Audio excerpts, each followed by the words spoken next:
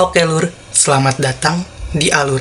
Kali ini aku akan membagikan pengalaman baca sebuah novel thriller terjemahan yang sudah difilmkan, yaitu The Woman in the Window karya A.J. Pin yang diterbitkan oleh Noura Publishing. Novel ini bercerita tentang Anna Fox yang memiliki fobia yang secara spesifik yang aku pahami dari karakter Anna ini, yang mana ketika dia keluar dari rumah, dia akan terserang rasa takut atau rasa panik, rasa cemas yang berlebihan. Dan ketika fobia ini kambuh, dia akan terjatuh tak sadarkan diri, atau di novel ini disebut dengan agorafobia.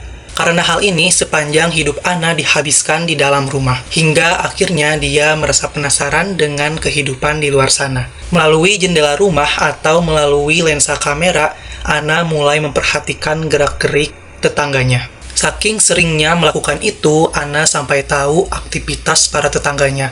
Bahkan, ia sempat menyaksikan tetangganya berselingkuh. Kemudian, di suatu hari, datanglah keluarga baru, yaitu keluarga Russell. Di waktu yang berbeda, Jane Russell beserta anaknya datang ke rumah Anna. Di sana mereka mengobrol dan bercerita. Sampai akhirnya, di suatu malam, Anna menyaksikan sesuatu yang agak berbeda dari malam-malam sebelumnya.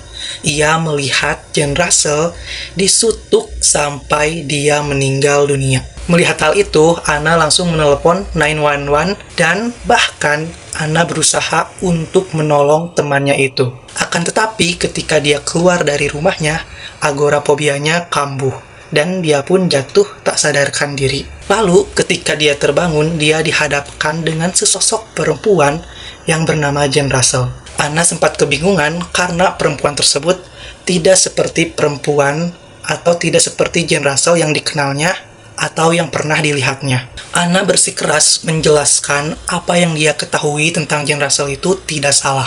Namun, fakta yang dipegang oleh aparat tidak bisa dibantah. Kalau Anna ini tukang minum dan juga mengonsumsi banyak pil.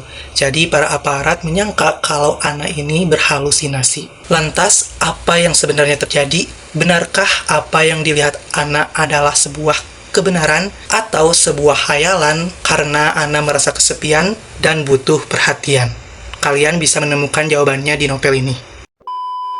Selain tokohnya yang menarik tentang seseorang yang mendapatkan serangan panik atau serangan cemas ketika keluar dari rumah, novel ini juga menjelaskan karakter Anna dengan sangat detail. Di 200 halaman pertama, novel ini fokus memperkenalkan karakter Anna dengan dunianya. Juga memperkenalkan karakter Alistair Russell yang memiliki tindakan agak aneh. BTW, Anna Fox ini adalah seorang psikolog atau psikiater anak gitu. Dan Alistair ini selalu bercerita banyak hal kepada Anna Fox. Lalu, di 200 halaman selanjutnya, barulah ketegangan itu mulai terasa. Dan apa yang dialami oleh Anna berhasil membuat aku sebagai pembaca ikutan terpukul. Ketika dia merasa terpojok, ketika dia berusaha menjelaskan apa yang dilihatnya dengan sangat yakin, tidak ada satupun yang mempercayainya. Bahkan ketika dia melakukan pembelaan atas argumennya, tidak ada satupun orang di sana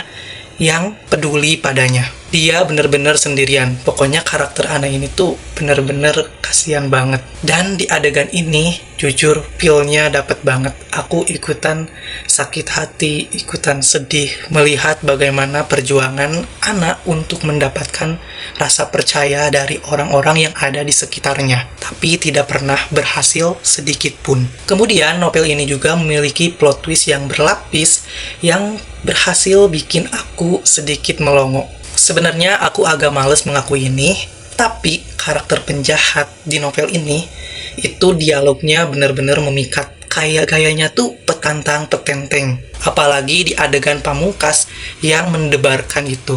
Kayak aura penjahatnya tuh dapet banget begitu. Namun, mungkin karena aku belum terbiasa membaca novel terjemahan yang super tebal ini, aku ngerasa sedikit bosan di awal-awal. Aku berasa mabuk informasi dan aku kayak, mana sih adegan epic itu?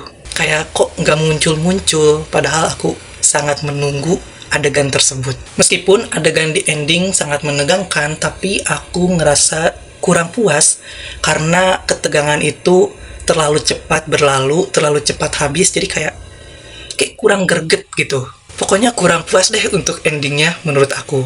So, buat kalian yang udah membaca novel ini atau sudah menonton filmnya, boleh banget untuk menceritakan pengalaman kalian di kolom komentar. Mungkin sekian untuk video kali ini. Mohon maaf bila ada salah-salah kata. Jangan lupa untuk like, komen, dan subscribe supaya kita bisa bertemu lagi di video-video selanjutnya. Bye-bye!